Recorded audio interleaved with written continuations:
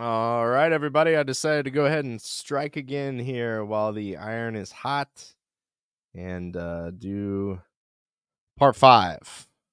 So if you want to jump straight to the reading of the book, as always, it will be a timestamp in the pinned comment. But all I really have to do here is hit record in GarageBand, and then I'm ready to go. So here we go. Record.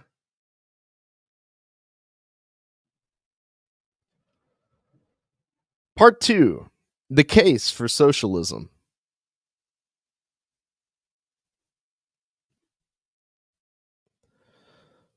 2.1, The Malady by Mosier J. Olgin, 1934. You are a worker. You have had a job for a number of years. Your pay was not high, but you managed to get along. You were a faithful worker. You never shirked.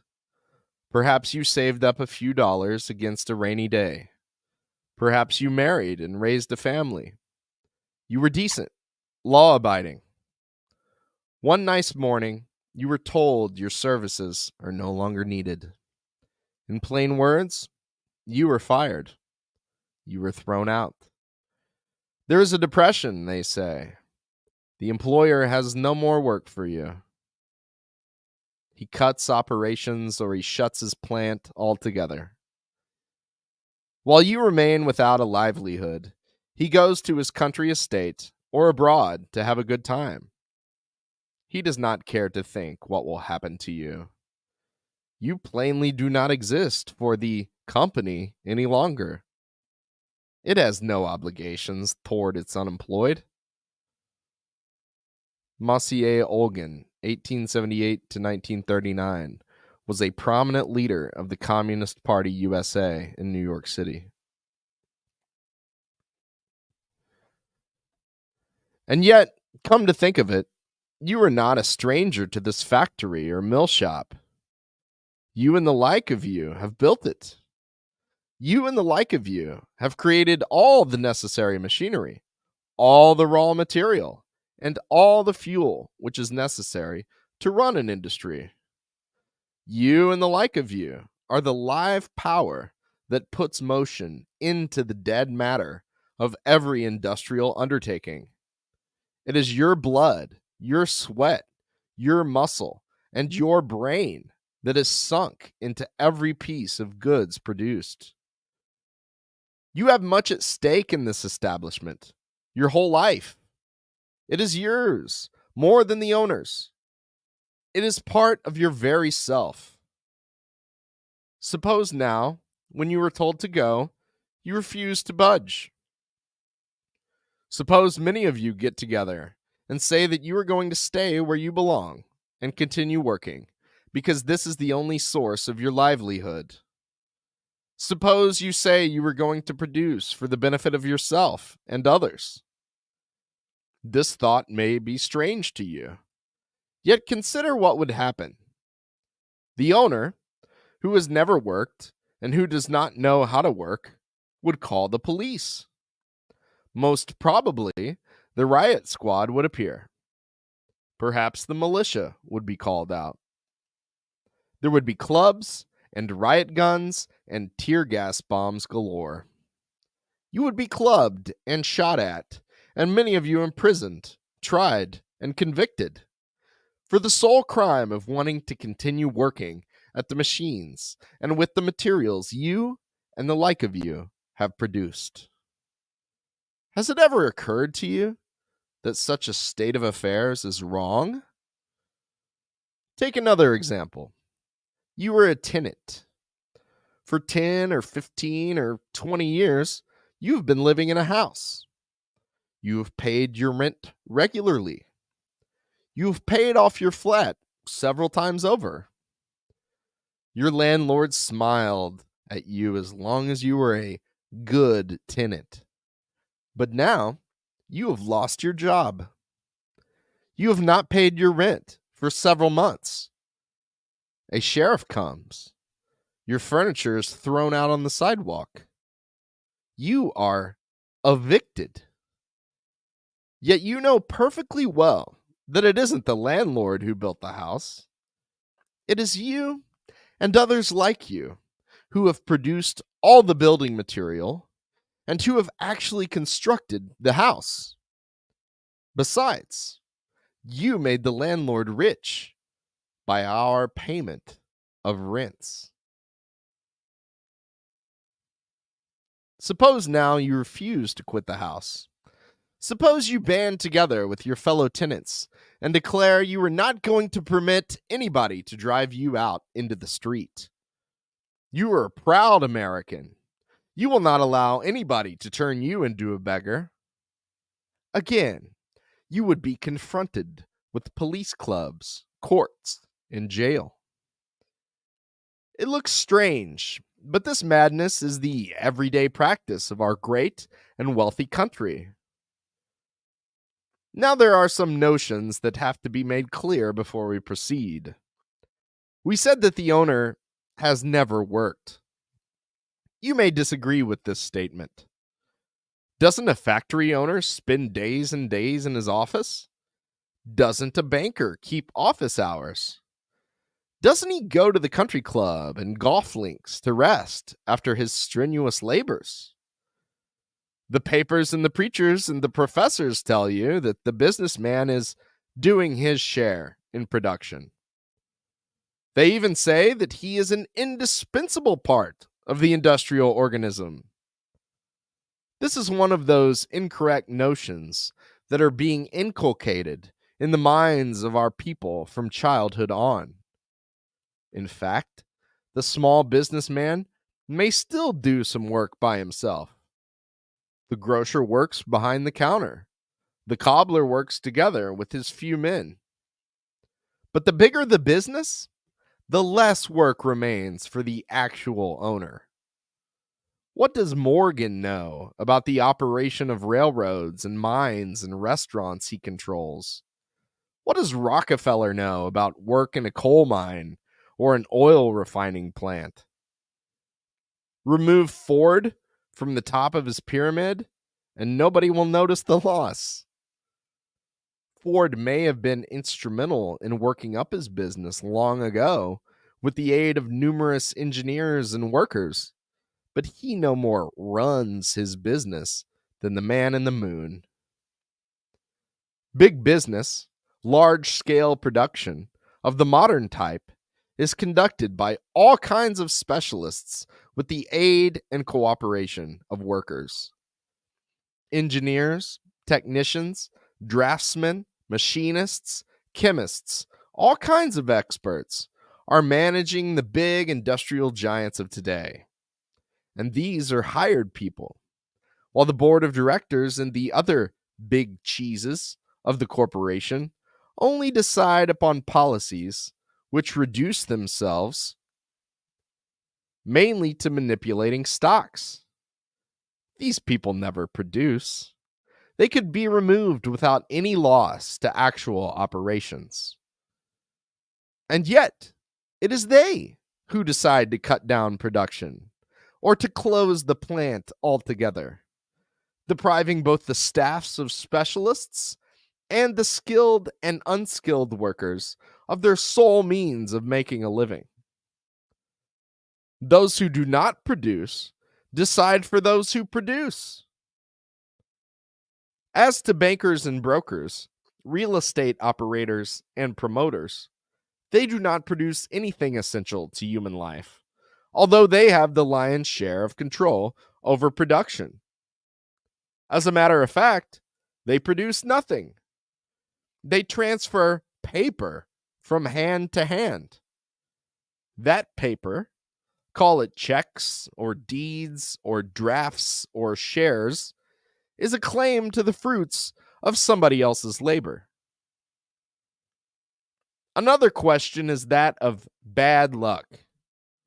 You've been taught to think that when you are out of work, it is just your misfortune. Business is bad. There is a depression, they say. Nobody is to blame. You are given to understand that economic powers are beyond human control. You were told that a depression is something like an earthquake, like a thunderstorm, like an avalanche. And yet, human ingenuity has learned how to control some of the most formidable forces of nature. The human mind has harnessed electricity, which produces the lightning. Human knowledge is accomplishing things which look miraculous. The tropics and the poles, the air and the bowels of the earth are all coming under control of man. Why should he not be able to control the production and distribution of goods that are vital for his life? Isn't the Soviet Union a living example that this can be achieved? Why should there be a situation like the one we render in the USA at present, where millions of able-bodied workers, capable and willing to work, are being consumed by idleness and hunger, while excellent machines and mountains of raw material are lying around unused? Is it so difficult, after all, for human genius to organize a constant flow of goods which would satisfy everybody's needs, with nobody compelled to go without food, clothing, and shelter? Humanity has learned to master the forces of nature. The progress of science is tremendous. The progress of science is tremendous. New and ever newer inventions are made to aid human labor. At the Century of Progress exhibition at Chicago, they showed cotton picking machines, each of which does the work of 16 to 48 men. There are excavators and ditch diggers that do the work of 20 or 30 men. Between 1922 and 1929, the productivity of American labor increased 100%. Why should the terrible crash in 1929 have had to come? Why should we have had to suffer those long, weary years of the most terrible crisis in the history of this country? We cannot blame this plight of millions on natural forces. There is nothing natural in such a situation. It is not natural that men should go hungry while the means to produce food are close at hand. It is not natural that a government should order the destruction of 3.5 million bales of cotton by plowing under the year's harvest on 10 million acres of land in the South, the way it was done by the government of the USA, while so many are badly dressed. It is not natural that there should be poverty in the midst of plenty. It is not natural that milk should be dumped into rivers while babies are starving. It is not natural that the most ingenious means of production and transportation should be rusting away, while those who produce them and can operate them are being wasted away by starvation and disease. All this is most unnatural. It is insane. One word about the law. You have been taught to respect the law, which appears in the shape of the policeman or the judge. You were taught that this is justice. Yet where is the justice of your being thrown out into the street for non-payment of rent? Where is the justice of your being dismissed from the mines after many years of work, when the owner ejects you forcibly from his premises? This is not called force when you resist. They say you are using force and violence. When the sheriff puts your belongings on the sidewalks, that's law. When you break the padlock and replace your furniture in its old place, that's unlawful. Why is it that violence against the workers is law and resistance to violence is unlawful? Why is it that robbing you of your only source of life is justice And protesting against this bloody justice is injustice. Something is wrong here too. Apparently, all those notions about law and order, about justice and injustice, about crime and punishment, are made in the interests, not of you and the like of you, but in the interests of those who use them against you. One more instance. The workers declare a strike. They have been told many times by many fine gentlemen that there is a partnership between the owners and the workers, that they must cooperate for the benefit of the industry. When partners disagree on a certain issue, they fight out their dispute. Suppose you decide to fight it out by refusing to work. You are entitled to do so under the law. You organize a picket line. You say you are partners to this plant and you want to fight it out with your own employers. The employers try to bring in scabs. You refuse to admit the scabs into the plant.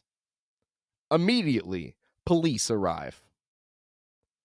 The law protects the scabs and attacks the strikers. If you insist on your right to keep the plant shut, you are fired at.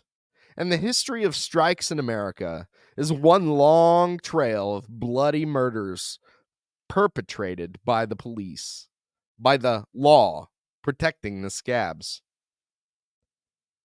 There must be something wrong in a law that professes equality of employer and employee, but at the same time uses all its power to oppress the latter in favor of the former.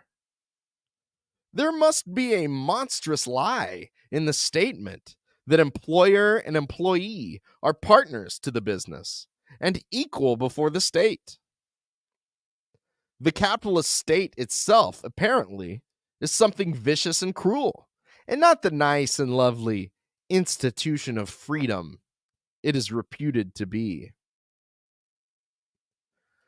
We think it is urgent for the workers to look more deeply into these matters. Moreover, it is our deep conviction that workers who do not concern themselves with these vital problems are doing grave harm to themselves and their class. Only when you understand the malady can you find the proper cure. Questions for study and discussion. What was the cause of the 1930s Great Depression? Do working people have the right to a job? Do working people have the right to housing? What role does the government play in securing the property of capitalists? What is the difference between syndicalism, worker cooperatives, and socialism?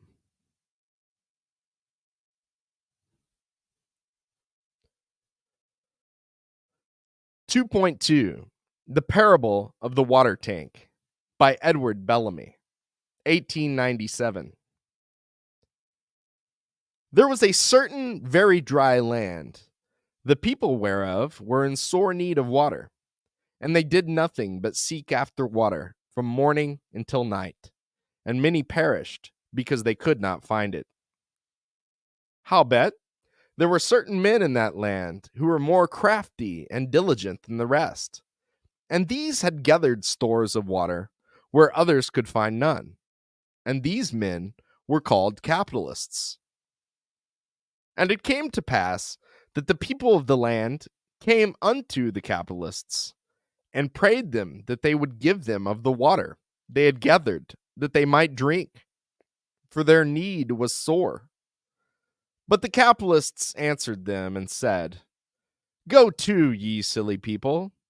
Why should we give you of the water we have gathered? For then should we become as ye are, and perish with you. But behold, what we will do unto you. Be ye our servants, and ye shall have water. And the people said, Only give us to drink, and we will be your servants, we and our children. And it was so. Now the capitalists were men of understanding and wise in their generation. They ordered the people who were their servants in bands, with captains and officers, and some they put at the springs to dip, and others did they make to carry the water, and others did they cause to seek for new springs. And all the water was brought together in one place, and there did the capitalists make a great tank for to hold it.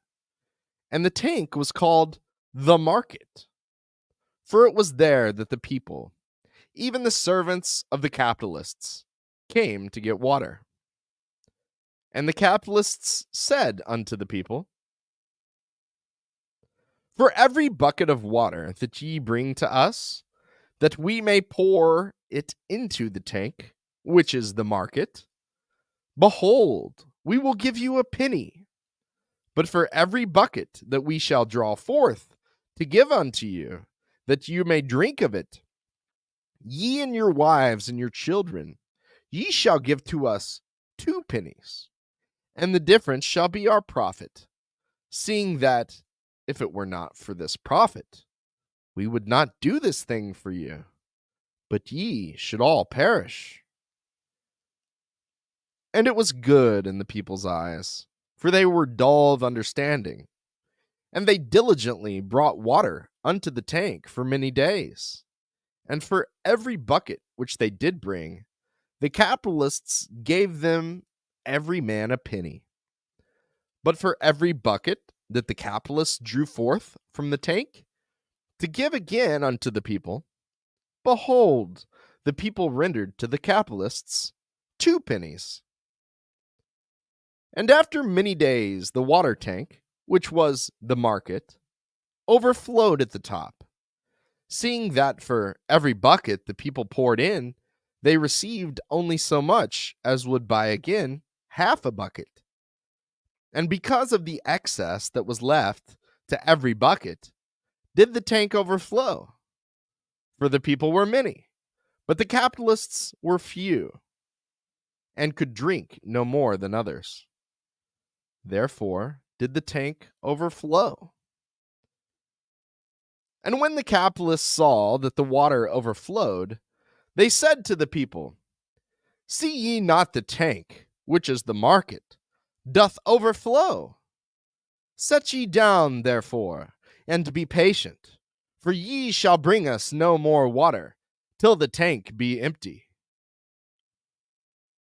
But when the people no more received the pennies of the capitalists for the water they brought, they could buy no more water from the capitalists, having naught wherewith to buy. And when the capitalists saw that they had no more profit, because no man bought water of them, they were troubled. And they sent forth men into the highways, the byways, and the hedges, crying, If any thirst, let him come to the tank, and buy water of us, for it doth overflow. And they said among themselves, Behold, the times are dull, we must advertise. But the people answered, saying, How can we buy unless ye hire us? For how else shall we have wherewithal to buy? Hire ye us, therefore, as before, and we will gladly buy water, for we thirst, and ye will have no need to advertise. But the capitalists said to the people, Shall we hire you to bring water, when the tank, which is the market, doth already overflow? Buy ye, therefore, first water, and when the tank is empty, through your buying, we will hire you again. And so it was, because the capitalists hired them no more to bring water, that the people could not buy the water they had brought already. And because the people could not buy the water they had brought already, the capitalists no more hired them to bring water. As the saying went abroad, it is a crisis. And the thirst of the people was great, for it was not now as it had been in the days of their fathers, when the land was open before them for everyone to seek water for himself, seeing that the capitalists had taken all the springs and the wells and the water wheels and the vessels and the buckets, so that no man might come by water save from the tank, which was the market. And the people murmured against the capitalists and said, Behold, the tank runneth over, and we die of thirst. Give us therefore of the water, that we perish not. But the capitalists answered, Not so. The water is ours. Ye shall not drink thereof unless ye buy it of us with pennies. And they confirmed it with an oath, saying, after their manner, Business is business. But the capitalists were disquieted, that the people bought no more water, whereby they had no more profits. And they spake to one another, saying, It seemeth that our prophets have stopped our profits. And by reason of the profits we have made, we can make no more profits. How is it that our profits are become unprofitable to us, and our gains do make us poor? Let us therefore send for the soothsayers, that they may interpret this thing unto us. And they sent for them. Now the soothsayers were men learned in dark sayings, who joined themselves to the capitalists by reason of the water of the capitalists, that they might have thereof and live, they and their children. And they spake for the capitalists unto the people, and did their embassies for them, seeing that the capitalists were not a folk quick of understanding, neither ready of speech. And the capitalists demanded of the soothsayers that they should interpret this thing unto them. Wherefore it was that the people bought no more water of them, although the tank was full. And certain of the soothsayers answered and said, It is by reason of overproduction. And some said, It is glut. But the signification of the two words is the same. And others said, Nay, but this thing is by reason of the spots on the sun. And yet others answered, saying, It is neither by reason of glut, nor yet of spots on the sun, that the evil hath come to pass, but because of lack of confidence. And while the soothsayers contended among themselves, according to their manner, the men of profit did slumber and sleep. And when they awoke, they said to the soothsayers, It is enough. Ye have spoken comfortably unto us. Now go forth and speak comfortably unto the people, so that they be at rest, and leave us also in peace. But the soothsayers, even the men of the dismal science, for so they were named by some, were loath to go forth to the people, lest they should be stoned, for the people loved them not. And they said to the capitalists, Masters, it is a mystery of our craft, that if men be full and thirst not, but be at rest, then shall they find comfort in our speech, even as ye. Yet if they thirst and be empty, find they no comfort therein, but rather mock at us. For it seemeth that, unless a man be full, our wisdom appeareth unto him but emptiness.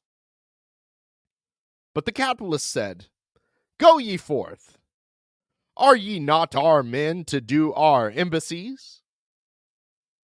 And the soothsayers went forth to the people, and expounded to them the mystery of overproduction, and how it was that they needs must perish of thirst because there was overmuch water, and how there could not be enough because there was too much.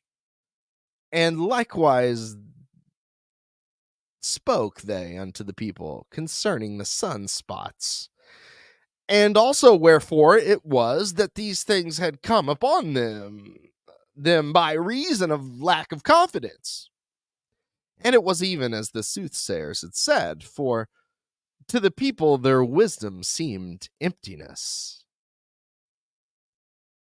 And the people reviled them, saying, Go up, ye bald heads! Will ye mock us? Doth plenty breed famine? Doth nothing come out of much? And they took up stones to stone them. And when the capitalists saw that the people still murmured, and would not give ear to the soothsayers, and because also they feared lest they should come upon the tank and take of the water by force, they brought forth to them certain holy men, but they were false priests, who spoke unto the people that they should be quiet and trouble not the capitalists, because they thirsted. And these holy men, who were false priests, testified to the people that this affliction was sent to them of God for the healing of their souls. And if they should bear it in patience and lust, not after the water, neither trouble the capitalists, it would come to pass that after they had given up the ghost, they would come to a country where there should be no capitalists, but an abundance of water. Howbeit, there were certain true prophets of God also, and would not prophesy for the capitalists, but rather spake constantly against them. Now, when the capitalists saw that the people still murmured and would not be still, neither for the words of the soothsayers nor of the false priests, they came forth themselves unto them, and put the ends of their fingers in the water that overflowed in the tank, and wet the tips thereof. And they scattered the drops from the tips of their fingers abroad upon the people who thronged the tank. And the name of the drops of water was charity, and they were exceeding bitter.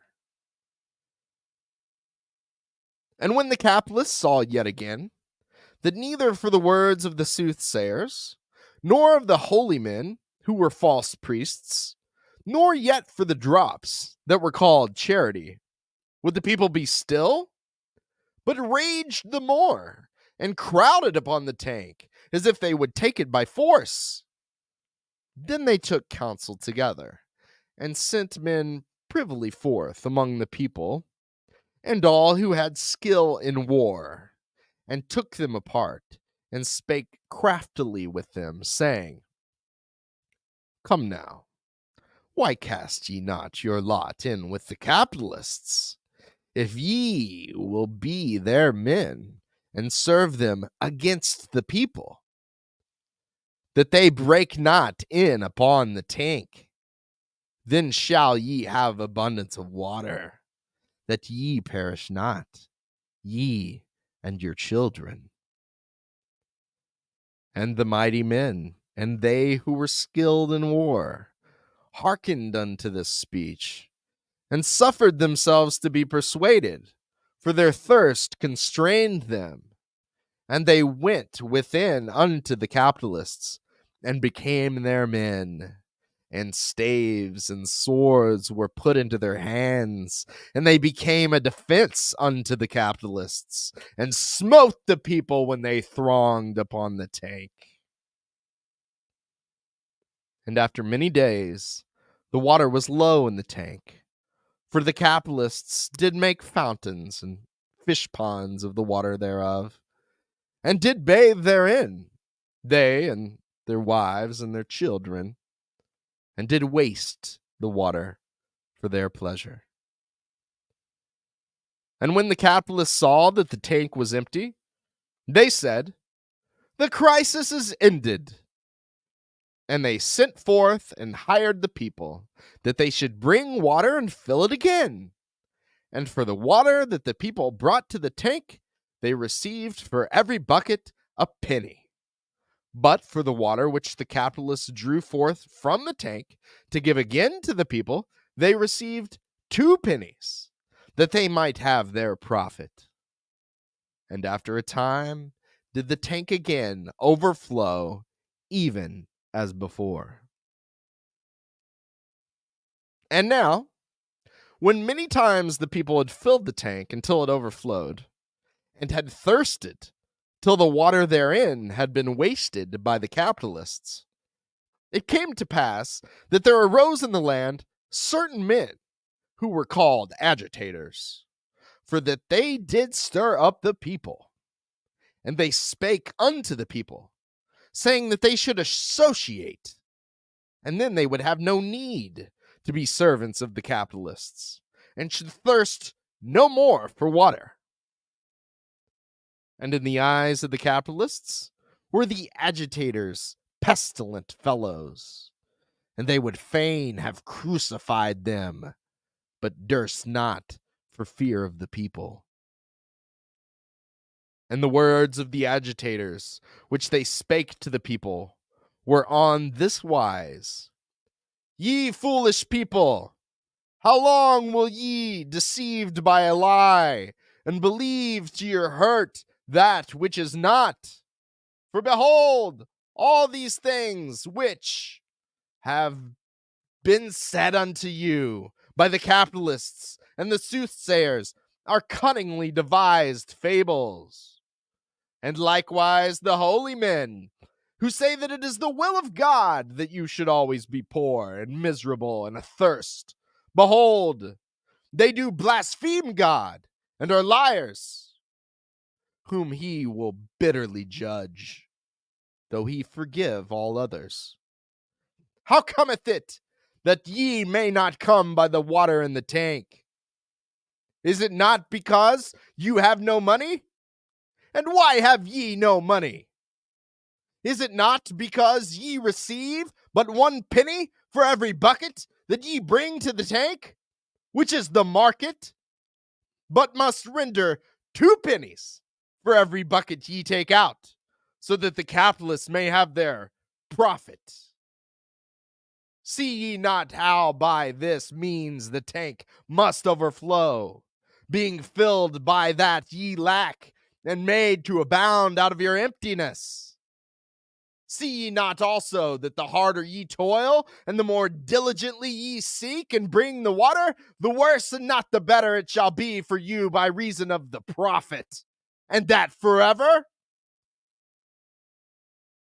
After this manner spake the agitators for many days unto the people, and none heeded them. But it was so that after a time the people hearkened, and they answered and said unto the agitators, Ye say truth. It is because of the capitalists and of their profits we may by no means come by the fruits of our labor, so that our labor is in vain. And the more we toil to fill the tank, the sooner doth it overflow. And we may receive nothing because there is too much, according to the words of the soothsayers. But behold, the capitalists are hard men, and their tender mercies are cruel. Tell us if ye know any way whereby we may deliver ourselves out of our bondage unto them. But if you know of no certain way of deliverance, we beseech you to hold your peace, and let us alone, that we may forget our misery. And the agitators answered and said, We know a way. And the people said, Deceive us not, for this thing hath been from the beginning, and none hath found a way of deliverance till now, though many have sought it carefully with tears. But if ye know a way, speak unto us quickly. Then the agitators spake unto the people of the way, and they said, Behold, what need have ye at all of these capitalists, that you should yield them profits upon your labor? What great things do they, wherefore ye render them this tribute? Lo, it is only because they do order you in bands and lead you out and in and set you tasks and afterward give you a little of the water yourselves have brought, and not they. Now behold the way out of this bondage. Do ye for yourselves that which is done by the capitalists, namely, the ordering of your labor, and the marshaling of your bands, and the dividing of your tasks. So shall ye have no need at all of the capitalists, and no more yield them any profit. But all the fruit of your labor shall ye share as brethren, everyone having the same, and so shall the tank never overflow until every man is full, and would not wag the tongue for more. And afterwards shall ye with the overflow make pleasant fountains and fish ponds to delight yourselves withal, even as did the capitalists. But these shall be for the delight of all. And the people answered, How shall we go about to do this thing? For it seemeth good to us. And the agitators answered, Choose ye discreet men to go in and out before you and marshal your bands and order your labor, and these men shall be as capitalists were. But behold, they shall not be your masters as the capitalists are, but your brethren and officers, who will do your will, and they shall not take any profits, but every man his share like the others. And there may be no more masters and servants among you, but brethren only.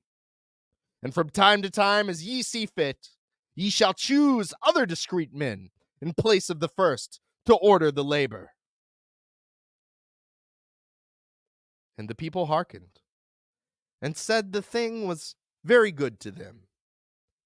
Likewise, it seemed not a hard thing. And with one voice they cried out, So let it be as ye have said, for we will do it. And the capitalists heard the noise of shouting, and what the people said. And the soothsayers heard it also. And likewise the false priests, and the mighty men of war, who were a defense unto the capitalists. And when they heard, they trembled exceedingly, so that their knees smote together. And they said one to another, It is the end of us. Howbeit, there were certain true priests of the living God, who would not prophesy for the capitalists, but had compassion on the people. And when they heard the shouting of the people and what they said, they rejoiced with exceeding great joy and gave thanks to God because of the deliverance. And the people went and did all the things that were told them of the agitators to do. And it came to pass as the agitators had said, even according to all their words. And there was no more any thirst in that land, neither any that was a hungered, not naked, nor cold, nor in any manner of want. And every man said unto his fellow, My brother. And every woman said unto her companion, My sister. For so were they with one another as brethren and sisters, which do dwell together in unity. And the blessing of God rested upon that land forever. The end. Questions for study and discussion. Why did Bellamy use religious-sounding language and write his essay in the form of a parable? Is the critique of charity reasonable? Who are the agitators? Is the presentation of the remedy naive or simplistic? Edward Bellamy's cousin, Francis Bellamy was the author of the U.S. Pledge of Allegiance. Are socialist concepts reflected in the pledge?